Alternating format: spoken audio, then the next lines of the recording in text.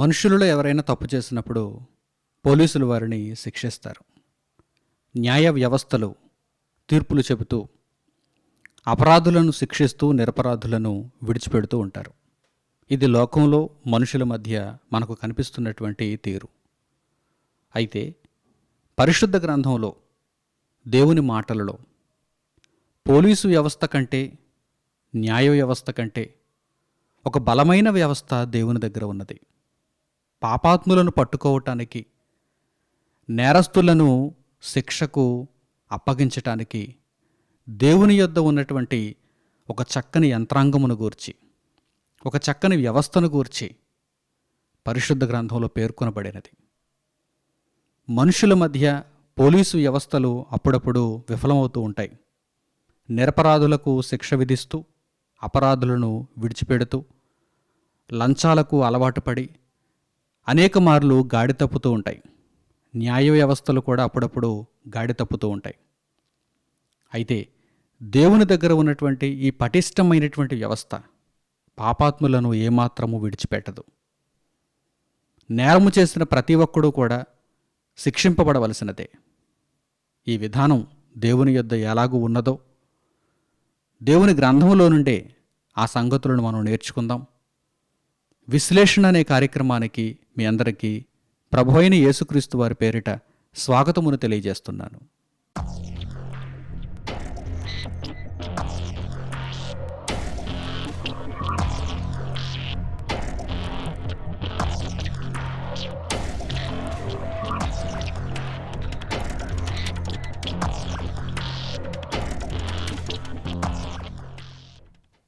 దేవుని వాక్యమును పరిశోధనాత్మకంగా నేర్చుకోవటానికి ఆశపడుతున్నటువంటి నా ప్రియ సహోదరి సహోదరులారా, ఈరోజు పాపాత్ములను పట్టుకోవటానికి దేవుడు ప్రయోగించే విధానాన్ని పరిశుద్ధ గ్రంథంలో నుండి మనం తెలుసుకుందాం.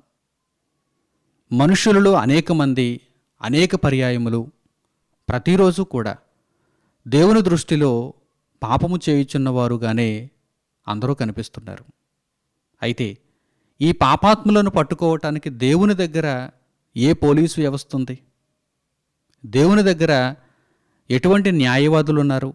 దేవుని దగ్గర ఎటువంటి కోర్టులు ఉన్నాయి?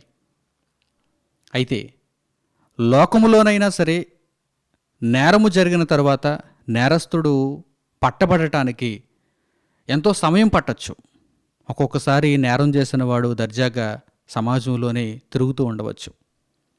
లోకంలో ఉన్న పోలీసులు, లోకంలో ఉన్నటువంటి న్యాయ వ్యవస్థలు అనేక పర్యాయములు విఫలమవుతూనే ఉన్నాయి. అందుకే నేరస్తులు బయట తిరుగుతున్నారు, కొందరు నిరపరాధులు కూడా అప్పుడప్పుడు శిక్ష అనుభవిస్తూ ఉంటారు. కానీ సర్వ ప్రపంచంలో ఉన్నటువంటి మనుషులందరికీ న్యాయాధిపతి అయినటువంటి దేవుడు న్యాయంను ఎలా తీరుస్తాడు? మనుషులలో పాపాత్ములను ఆయన ఏ విధంగా పట్టుకుంటాడు?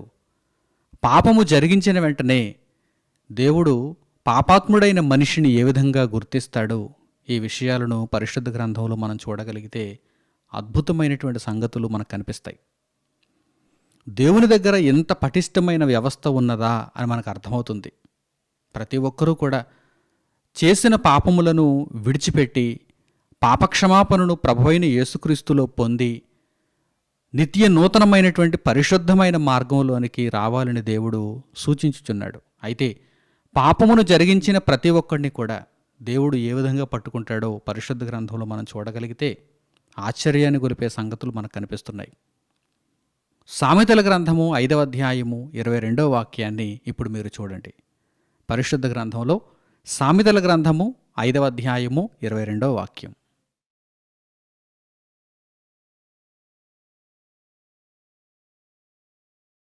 దుష్టుని దోషములు వానిని చిక్కులబెట్టును, వాడు తన పాప పాసముల వలన బంధింపబడును.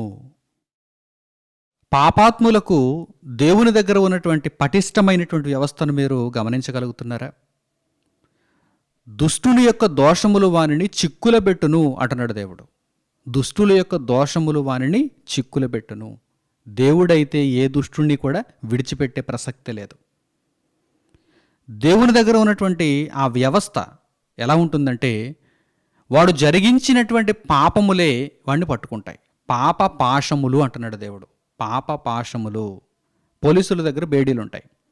ఆ బేడీలు వేస్తారు. నేరస్తుల్ని పట్టుకున్నప్పుడు బేడీలు వేస్తారు ఎక్కడికి పారిపోకుండా. దేవుడు బేడీలు ఎలా వేస్తున్నాడు? వాడు జరిగించిన పాపమే ఒక పాశము, పాప పాశములు. ఆ పాశము వాణ్ణి బంధిస్తుంది, పాపమే వాణ్ణి పట్టుకుంటుంది. చూసారా? దేవుడు పాపాత్ములైన వారిని ఎలా పట్టుకుంటాడు? వారికి దేవుడు శిక్షను ఎలా విధిస్తాడు? వారు జరిగించిన పాపమే వారిని పట్టుకుంటుంది. దేవుడు ఆ విధంగా ఆ వ్యవస్థను రూపొందించాడు. ప్రియులారా, లోకమందు మనుషుల మధ్య ఎందరో పోలీసులు ఉన్నారు, ఎందరో న్యాయవాదులు ఉన్నారు, ఎందరో న్యాయమూర్తులు ఉన్నారు, ఎన్నో కోర్టులు ఉన్నాయి, ఎన్నో జైళ్ళు ఉన్నాయి. అనునిత్యం కూడా మనుషులు ఏవేవో గొడవలను పెట్టుకుంటూ ఆ పోలీసుల దగ్గరికి వెళ్తుంటారు, పంచాయతీల్లోనికి వెళ్తుంటారు, తమకు న్యాయం చేయమని అడుగుతూ ఉంటారు.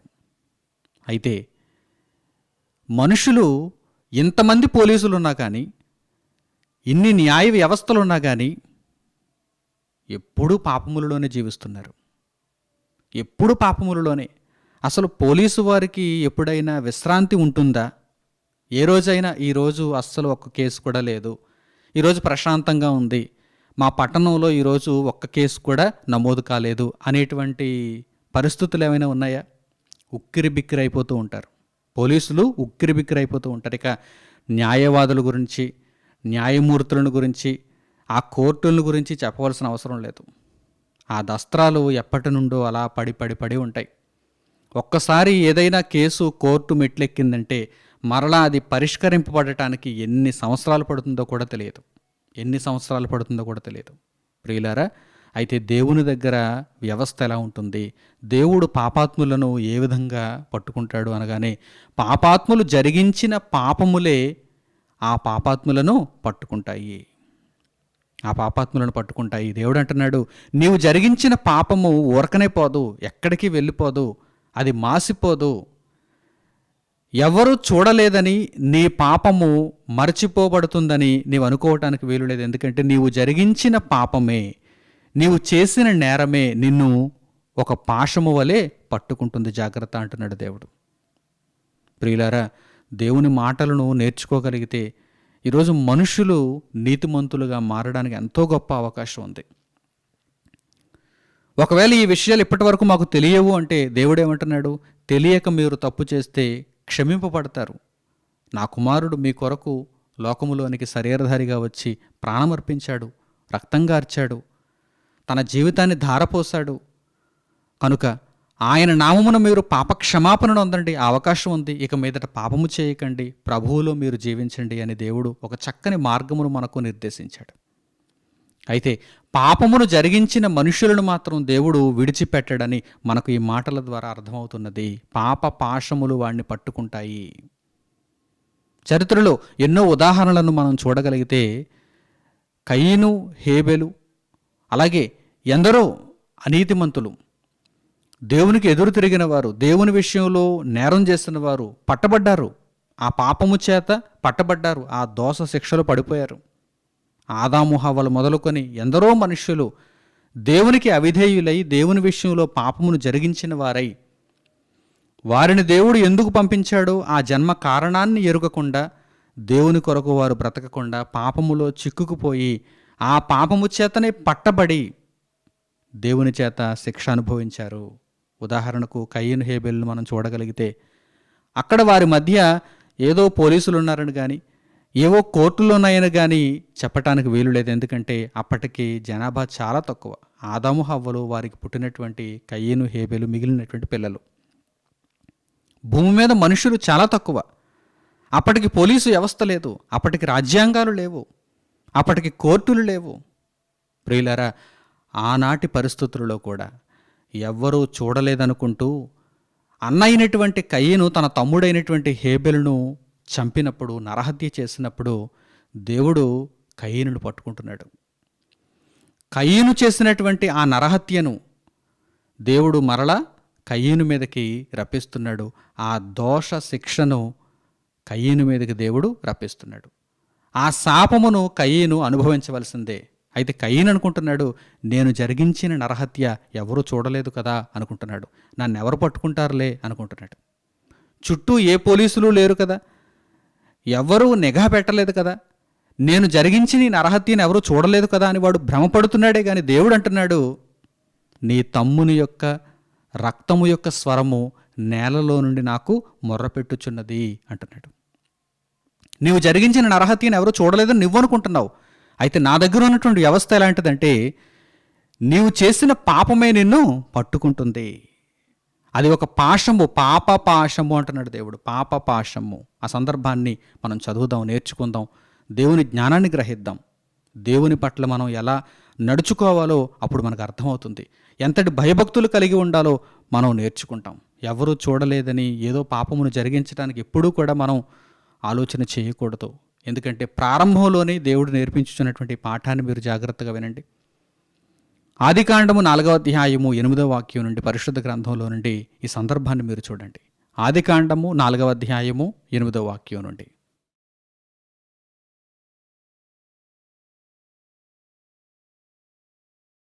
కయీను తన తమ్ముడైన హేబెలుతో మాటలాడెను. వారు పొలములో ఉన్నప్పుడు కయీను తన తమ్ముడైన హేబెలు మీద పడి అతనిని చంపెను. యెహోవా, నీ తమ్ముడైన హేబెలు ఎక్కడ నున్నాడని కయీను నడుగగా అతడు, నేనెరుగను, నా తమ్మునికి నేను కావలివాడనా అనెను. అప్పుడాయన, నీవు చేసిన పని ఏమిటి? నీ తమ్ముని రక్తము యొక్క స్వరము నేలలో నుండి నాకు మొర్రపెట్టుచున్నది. కావున నీ తమ్ముని రక్తమును ఈ చేతిలో నుండి పుచ్చుకొనుటకు నోరు తెరచిన ఈ నేల మీద ఉండకుండా నీవు శపింపబడిన వాడవు. నీవు నేలను సేద్యపరుచునప్పుడు అది తన సారమును ఇక మీదట నీకియ్యదు. నీవు భూమి మీద దిగులు పడుచు దేశదెమ్మరివయ్యుందువనెను. కయీను ఏమనుకున్నాడు చూడండి. తన తమ్ముడైన హేబెలును పొలంలో చంపేశాడు. అంటే చుట్టూ ఎవరూ లేరన్నమాట. ఎవరూ చూడలేదు కదా అనుకుని అందరితో ఏమని చెబుతున్నాడు? ఎవరైనా ఒకవేళ అడిగితే కయీను అందరితో ఏమని చెబుతున్నాడు? నా తమ్మునికి నేనేమైనా కావలివాడనా? నాకేం తెలుసు అంటున్నాడు. నీ తమ్ముడేడి అనగానే నాకేం తెలుసు? దేవుడు అడిగాడు, నీ తమ్ముడేడి? దేవుడు అడిగాడు. దేవుని దగ్గర కూడా అబద్ధమాడుతున్నాడు. మనుషులతో అబద్ధమాడినట్టుగా కయీను దేవునితో కూడా అబద్ధమాడుతున్నాడు. అప్పుడు దేవుడు ఒక నిజాన్ని బయటపెట్టాడు. అదేంటంటే, నీ తమ్ముని రక్తము యొక్క స్వరము నేలలో నుండి నాకు మొరపెట్టుచున్నది. ఏమనుకుంటున్నావు నువ్వు కయీను? పాపమును జరిగించి, రహస్యముగా పాపమును జరిగించి మరలా పైకి ఏమంటున్నావు? నా తమ్మునికి నేనేమైనా కావలివాడనా, నేనేమైనా సెక్యూరిటీ గార్డ్నా అని అడుగుతున్నావు. నిజమే, ఎవరూ చూడలేదనుకుని నీవు చెప్పినటువంటి ఈ గర్వంతో కూడినటువంటి అబద్ధపు మాటలు నీ దృష్టికి న్యాయంగా కనిపించవచ్చు. నేను కావలివాడనా అని అడగడం నీ దృష్టికి న్యాయంగా కనిపించవచ్చు. ఇప్పుడు నేను నీకు అసలైన నిజాన్ని చెబుతాను అంటున్నాడు దేవుడు. నీ తమ్ముని రక్తం యొక్క స్వరము మొరపెట్టుచున్నది. దేవా నాకు న్యాయం తీర్చు. ఈరోజు మనుషులు పోలీస్ స్టేషన్కి వెళ్ళి అడుగుతూ ఉంటారు, మాకు న్యాయం తీర్చండి అని. న్యాయవాదుల దగ్గరకు వెళ్ళి, న్యాయమూర్తుల దగ్గరకు వెళ్ళి అడుగుతూ ఉంటారు, మొరపెడుతూ ఉంటారు. కొన్ని సందర్భాలలో వారికి న్యాయం జరిగిన, చాలా సందర్భాలలో వారు అన్యాయాన్ని ఎదుర్కొంటున్నారు. మనుషులు అన్యాయాన్ని ఎదుర్కొంటున్నారు. వారి దగ్గర ధనం లేకపోతే, వారు బక్కపలిచినటువంటి మనుషులైతే, వారి దగ్గర అధికారం లేకపోతే అప్పుడు వారి మాట ఎవరు వింటారు? వారి మాటలు ఎవరు పట్టించుకుంటారు? ఈరోజు ఎవరైనా డబ్బున్నవాడు చెప్పిన మాటకే విలువ, అంతే తప్ప న్యాయంగా నీతిగా మాట్లాడిన వానికి విలువ ఉండదు కదా.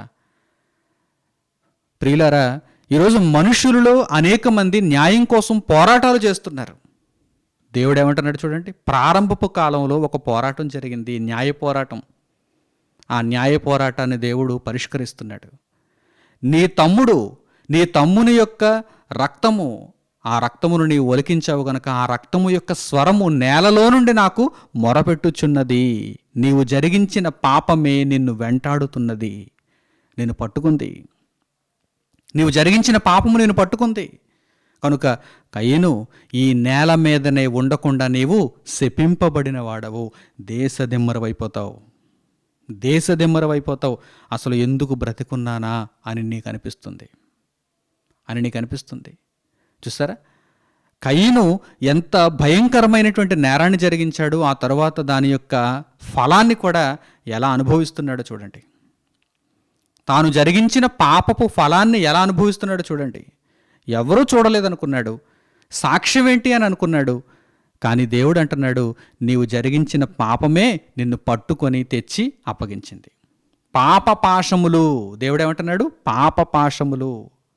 నీవు చేసినటువంటి ఆ అతిక్రమం, ఆ దోషం, ఆ నేరం, ఆ పాపం ఎక్కడికి పోదు, ఎక్కడికి పోదు.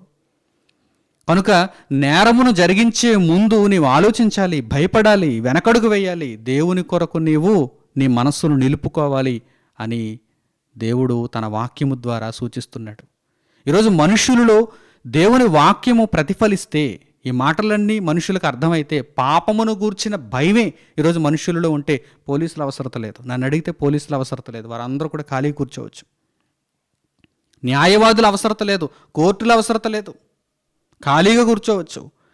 ప్రతి మనిషిలో కూడా పాప భీతి ఉంటే, పాపము జరిగించటానికి అసలు ఏ మనిషి కూడా సాహసం చేయకుండా, అది దుస్సాహసం, అటువంటి బరితెగింపు చర్యలు ఏ ఒక్కరూ చేయకుండా ఉంటే ఈరోజు పోలీస్ స్టేషన్లకు వెళ్ళవలసిన అవసరం ఉందా? కోర్టుల చుట్టూ తిరగవలసిన అవసరం ఉందా? మనుషులు తమ విలువైన సమయాన్ని వృధా చేసుకుంటున్నారు. ఎందువలన? పాపమును జరిగిస్తున్నారు. ఆ తర్వాత వారు కోర్టుల చుట్టూ తిరుగుతున్నారు, పోలీస్ స్టేషన్ల చుట్టూ తిరుగుతున్నారు, పంచాయతీల చుట్టూ తిరుగుతున్నారు, పెద్దల చుట్టూ తిరుగుతున్నారు. దేవుడు అంటున్నాడు, మీరు పాపమును చేయకుండా ఉంటే మీరు బాగుపడతారు.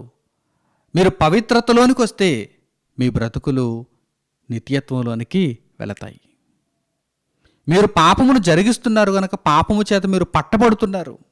పాపమును జరిగిస్తున్నప్పుడు, పాపాత్ములుగా మారుతున్నప్పుడు, దోషాలను జరిగిస్తున్నప్పుడు మీరు చాలా ధైర్యంగా ఉంటున్నారు. ఈ విషయాలు తెలియక మమ్మల్ని ఎవరు పట్టుకోరులే, ఒకవేళ పట్టుకున్న వారికి కొంత లంచం ఇచ్చేద్దాంలే అని మీరు అనుకుంటున్నారు. మనుషులకు భయపడాలని మీరు అనుకుంటున్నారు. కానీ మనుషులకు కాదు మీరు భయపడాల్సింది. ఒక పోలీసుకో లేకపోతే ఒక న్యాయమూర్తికో మాత్రమే కాదు మీరు భయపడాల్సింది. ముందు మీరు భయపడాల్సింది దేవునికి. దేవుని మాటను మీరు వింటే దేవుడు ఏమంటున్నాడు? మీరు జరిగించే పాపమే మిమ్మును పట్టుకుంటుంది. మీరు జరిగించే పాపమే మిమ్మును పట్టుకుంటుంది. ఇశ్రాయేలీయుల కాలంలో కూడా రూబేనీయులు, గాదీయులు ఇశ్రాయేలీయులకు ఒక మాట ఇచ్చారు. అదేంటంటే, మీకు యుద్ధాలు వచ్చినప్పుడు మీతో పాటు మేము మీకు సహకరిస్తాము, మాకు యుద్ధాలు కలిగినప్పుడు మాతో పాటు మీరు మాకు సహకరించండి అని రూబేనీయులు, గాదీయులు మిగిలిన ఇశ్రాయేలీయులకు మాటిచ్చారు, మాట తీసుకుంటున్నారు. ఈ మాట స్థిరంగా ఉండాలని మోషే రూబేనీయులతోనూ గాదీయులతోనూ చెబుతున్నప్పుడు ఏమంటున్నాడంటే, ఆయన ఈ మాటను మీరు తప్పితే కనుక మీరు జరిగించిన ఆ పాపమే మిమ్మును పట్టుకుంటుంది అని అక్కడ కూడా మోషే గారు రూబేనీయులతోనూ గాదీయులతోనూ ఈ మాటను తెలియజేస్తూ ఈ విషయాన్ని ప్రస్తావిస్తున్నారు. ఒకసారి ఆ సందర్భాన్ని కూడా మనం చూద్దాం. సంఖ్యాకాండము 32వ అధ్యాయము 23వ వాక్యాన్ని చూడండి. సంఖ్యాకాండము 32వ అధ్యాయము 23వ వాక్యం.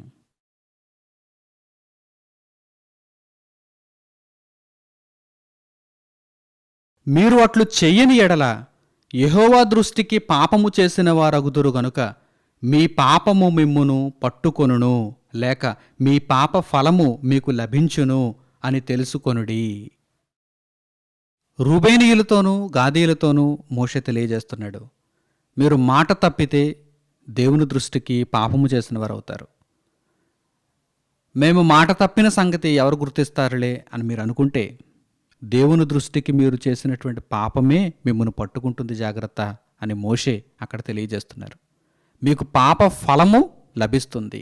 కేవలం ఆ విషయంలో మాత్రమే కాదు, ఇది ఒక ఉదాహరణగా మనం చూడగలిగితే దేవుని యొక్క ఈ సృష్టిలో జీవిస్తున్నటువంటి ప్రతి మనిషి కూడా తాను జరిగించిన పాపము యొక్క ఫలమును అనుభవించవలసిందే. మనిషిగా ఈ భూమి మీదకి వచ్చిన ప్రతి మనిషి కూడా ఆజ్ఞాతిక్రమమును జరిగించినప్పుడు ఆ పాపపు ఫలమును అనుభవించవలసిందే. ఆ మనిషి చేసిన పాపము ఆ మనిషిని పట్టుకుంటుంది. నేను చేసిన పాపం అయితే నన్ను పట్టుకుంటుంది, మీరు చేసిన పాపం అయితే మిమ్మల్ని పట్టుకుంటుంది. ప్రపంచంలో ఏ మనిషి చేసిన పాపమైనా సరే వారిని పట్టుకుని తీరుతుంది. అయితే ఇప్పుడు మనం ఎలా విడిపింపబడాలి? పాపము మనలను పట్టుకున్నప్పుడు, పాపము మనలను బంధించినప్పుడు మనము ఆ పాప పాశముల నుండి ఎలా విడిపింపబడాలి? లోకంలో ఒక పోలీసు చేతికి చిక్కితే, బేడీలు వేస్తే, ఏదైనా ఒక నేరం ఆపాదింపబడి బేడీలు వేస్తే సెల్లో వేస్తారు. సెల్లో వేసినప్పుడు ఎలా విడిపింపబడతారు? బెయిల్ తీసుకోవాలి, పూచీకత్తు. ఇదిగో నేను పూచీకత్తుగా ఉంటున్నాను, లేకపోతే ఇంత ధనాన్ని నేను చెల్లించి నేను ఇతనిని బెయిల్ మీద విడుదల చేయాలనుకుంటున్నాను అని ఒక లాయర్ రావాలి. వారి తరపున ఎవరో ఒకరు లాయర్ని నియమించుకుంటే ఆ లాయర్ వచ్చి ఆ బెయిల్ ఇచ్చి ఆ తర్వాత వారిని విడిపించాలి. బెయిల్ ఇస్తే, అది కూడా బెయిల్ మంజూరు చేస్తే విడిపింపబడేటువంటి అవకాశం ఉంది. ఆ తర్వాత నేరం రుజువైతే శిక్ష అనుభవించాలి. నేరం ఇతడు చేయలేదు లేక ఆమె చేయలేదు అంటే ఆమె లేక అతడు విడిపింపబడతారు. ఇక దేవుని దగ్గరకు వచ్చేసరికి, దేవుని విషయంలో సర్వ ప్రపంచంలో కూడా ఏ మనిషి అయినా, కేవలం ఇక్కడున్నవారు మాత్రమే అనుకోకండి, సర్వ ప్రపంచంలో కూడా ఏ దేశంలో ఉన్నవారైనా సరే, ఏ జాతికి సంబంధించిన వారైనా సరే, ఏ భాష మాట్లాడుతున్న వారైనా సరే, ఏ కాలములో జీవించిన వారైనా సరే, సర్వ ప్రపంచంలో ఉన్న ఆయా కాలాలలో పుట్టుకొచ్చినటువంటి ప్రతి మనిషి కూడా దేవుని ఎదుట, దేవుని దృష్టిలో పాపమును జరిగించినప్పుడు ఆ పాపము ఆ మనిషిని పట్టుకుని తీరుతుంది. మరి ఎలా విడిపింపబడాలి? ఎలా విడిపింపబడాలి? మీరు మీ అపరాధముల చేతను పాపముల చేతను చచ్చిన వారై ఉండగా ఆయన క్రీస్తుతో కూడా మిమ్మల్ని బ్రతికించిననే మాటను మనం ఎఫెసీ పత్రికలో నుండి జ్ఞాపకం చేసుకోగలిగితే, దేవుడు మనలను క్రీస్తు ద్వారా మన పాపముల నుండి, ఆ బంధకముల నుండి విడిపిస్తున్నాడు. మనము క్రీస్తును ఆశ్రయిస్తే, క్రీస్తు ప్రభువులో ఉన్న రక్షణను మనం కోరుకుంటే, క్రీస్తు ప్రభువులో మన జీవితాన్ని పూర్తిగా దేవునికి అర్పించుకోగలిగితే, పాపమును విడిచిపెట్టగలిగితే, పాపక్షమాపణను మనం పొందగలము. అప్పుడు దేవుని కొరకు మనం జీవించే అవకాశం కలుగుతుంది. పవిత్రులుగా మనం మారడానికి దేవుడు ఒక చక్కని మార్గమును మనకు ఉపదేశిస్తున్నాడు. ప్రియులారా, పాపం అయితే ప్రతి మనిషిని కూడా పట్టుకొని తీరుతుంది. ఆ పాపము యొక్క బంధకముల నుండి విడిపింపబడటానికి ప్రభువైన యేసుక్రీస్తులో మనం పాప విమోచనను పొందాలి. పాప విమోచనను పొందాలి. లేదంటే ఆ బంధకాలలోనే ఉండి నిత్య నరకాగ్నికి వెళ్ళిపోక తప్పదు. ఇది దేవుని వాక్యము ద్వారా సర్వ మానవ కోటికి తెలియజేయబడినటువంటి విధి. కనుక ప్రతి ఒక్కరూ కూడా ఈ విషయంలో తప్పకుండా ఆలోచన చేయాలి. ఇశ్రాయేలీయులు పాపమును జరిగించిన తర్వాత, ఇశ్రాయేలీయులు టోటల్గా వారందరూ దేవుని దృష్టికి పాపాత్ములైపోయినటువంటి పరిస్థితులలో వారు దేవునికి మొరపెడుతున్నారు. దేవుని వాక్యమును గ్రహించి దేవుని కొరకు మరల బ్రతుకును ఉద్దేశించి తమ పాపములను ఒప్పుకుంటూ దేవునికి వారు మొరపెడుతున్నారు. మొరపెడుతూ ఏమంటున్నారు తెలుసా? మా పాపములు మా మీద సాక్ష్యము పలుకుచున్నవి అంటున్నారు. అంటే మేము జరిగించినటువంటి పాపము అది మరువబడిందా? అది తుడుపు పెట్టబడిందా? పాపము సాక్ష్యము పలుకుచున్నది. ఎప్పుడైనా విన్నారా ఈ సంగతులు? లోకంలో సాక్ష్యం చెప్పేవారు మనుషులు, లేకపోతే ఏవైనా వస్తువులు, లేకపోతే ఏదైనా సీసీ కెమెరా, ఇవే కదా సాక్ష్యాలుగా పరిగణిస్తారు. అయితే దేవుని దగ్గర చూడండి, పాపములు సాక్ష్యము పలుకుచున్నవి అనే మాటలు మనం వింటున్నప్పుడు ఎంత ఆశ్చర్యం! దేవుని దగ్గర ఎంత గొప్ప పటిష్టమైన వ్యవస్థ ఉందా? అయితే మనం పాపం చేయటానికి ఎందుకు తెగిస్తున్నాము? ఒక్కసారి గమనించండి. మనలను మనమే ప్రశ్నించుకుంటే పాపము జరిగించకుండా పవిత్రతలో మనం కొనసాగటానికి ఎంతో గొప్ప అవకాశం ఉంది కదా. ఈ మాటలను చూడండి. యెషయా గ్రంథము 59వ అధ్యాయము 12వ వాక్యాన్ని చూడండి. యెషయా గ్రంథము 59వ అధ్యాయము 12వ వాక్యం.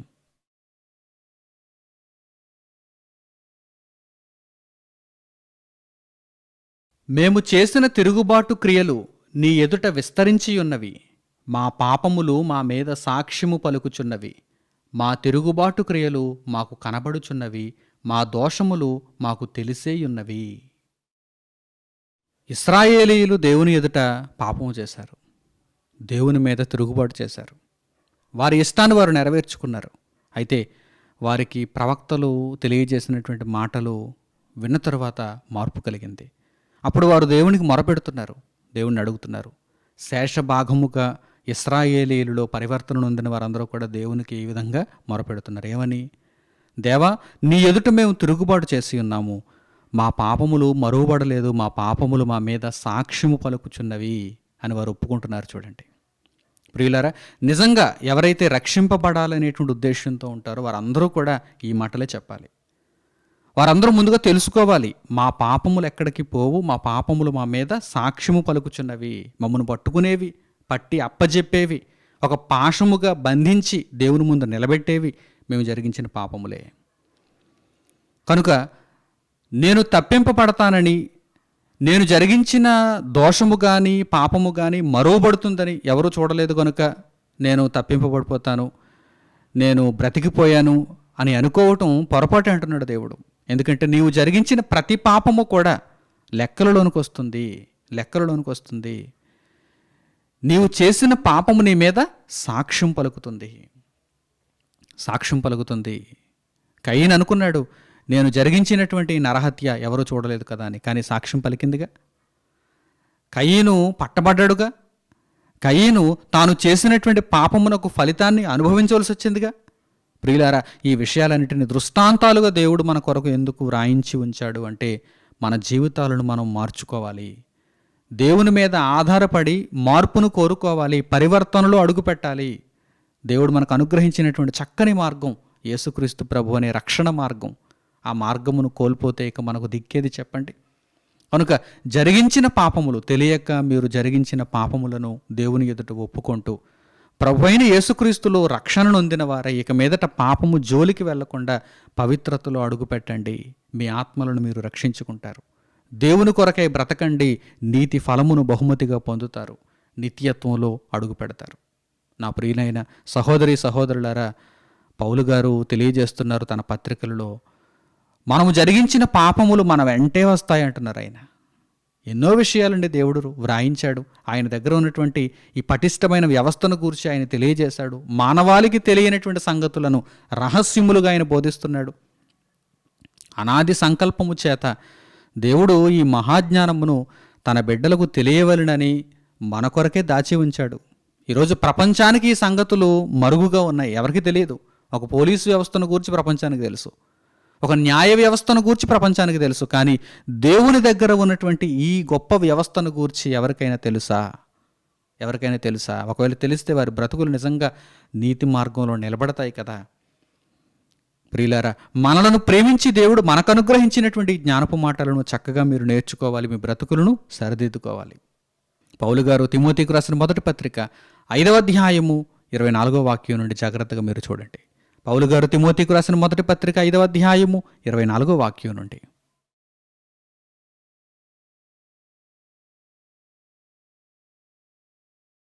కొందరి పాపములు తేటగా బయలుపడి న్యాయపు తీర్పునకు ముందుగా నడుచుచున్నవి, మరికొందరి పాపములు వారి వెంట వెళ్ళుచున్నవి. అటువలే మంచి కార్యములు తేటగా బయలుపడుచున్నవి, బయలుపడనివి దాచబడనేరవు. మనిషి జరిగించినటువంటి ఏ కార్యక్రమం అయినా సరే అది ఊరకనే చెరిగిపోదు.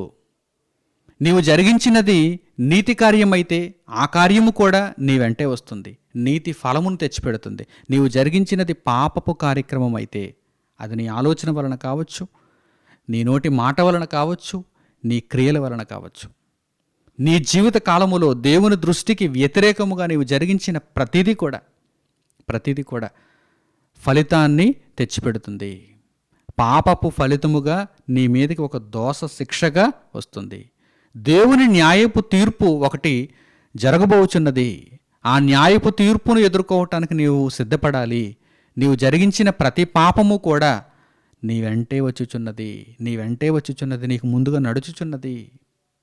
పౌలు గారు రాసినటువంటి పత్రికలో ఈ విషయాన్ని ఒక అద్భుతమైన రహస్యంగా తెలియజేశారు.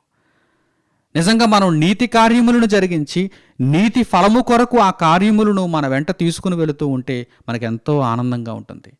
అదే పాపపు క్రియలను మన వెంట మనం తీసుకుని వెళుతూ ఉంటే, మనం దోష శిక్షలోనికి వెళ్ళిపోతూ ఉంటే ఎంత భయంకరమైనటువంటి అవమానంతో కూడినటువంటి పరిస్థితితో మీరు ఆలోచన చేయండి.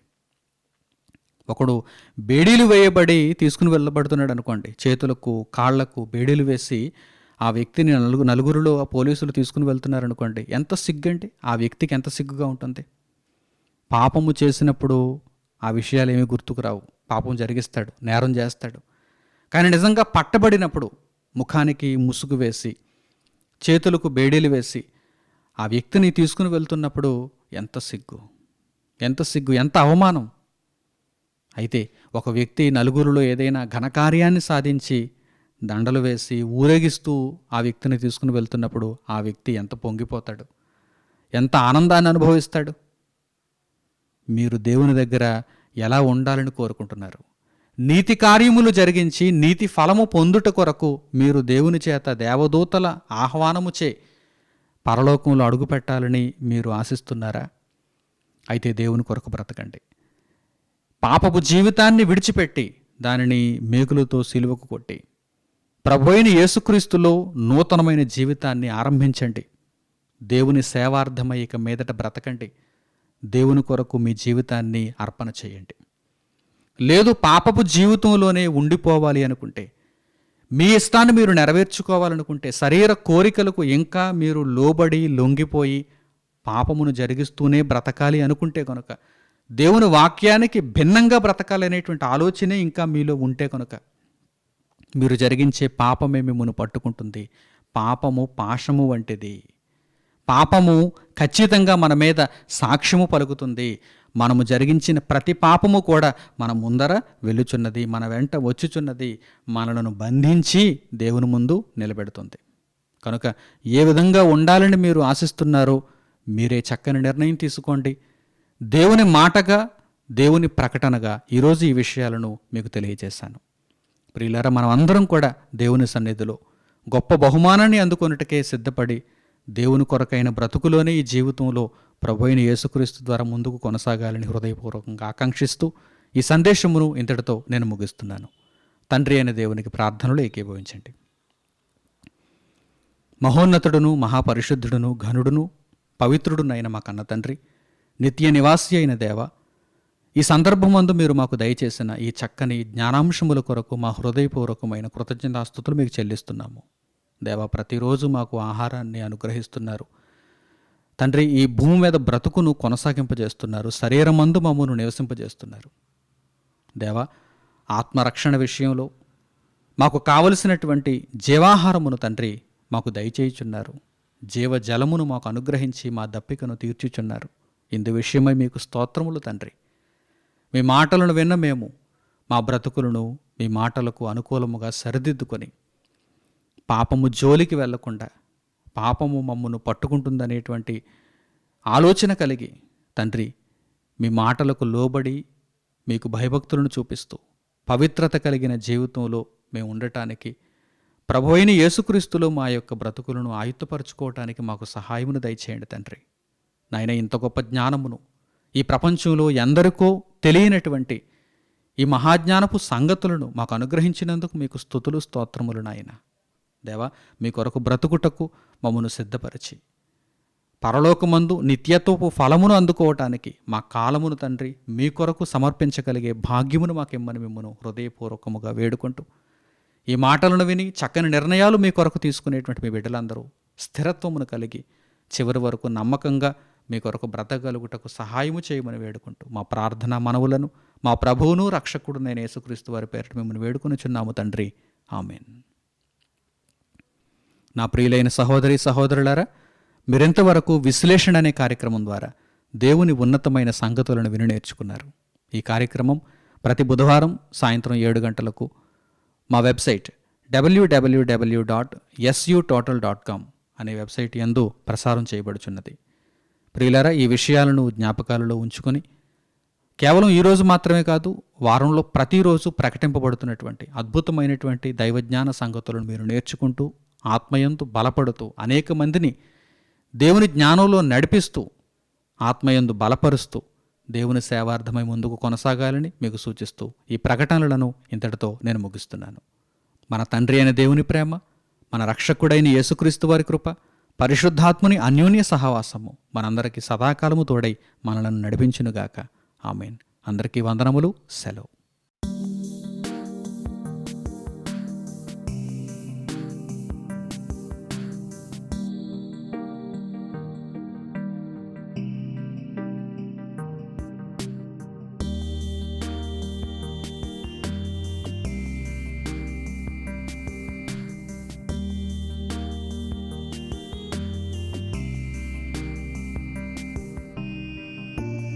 సహోదరులు మణికుమార్ గారు ప్రసంగించిన ఎన్నో ఆత్మ సంబంధమైన సంగతులను ఉచితముగా వీక్షించుటకు మా యూట్యూబ్ ఛానల్స్ ను తప్పక దర్శించండి. మా సమాచారమును ఎప్పటికప్పుడు తెలుసుకొని ఆత్మీయాభివృద్ధి నొందవలనంటే మా యూట్యూబ్ ఛానల్స్ ను సబ్స్క్రైబ్ చేసుకోండి. సత్వర నోటిఫికేషన్ల కొరకు సబ్స్క్రైబ్ బటన్ ప్రక్కనే ఉన్న బెల్ సింబల్ ను క్లిక్ చేయండి. ధన్యవాదములు.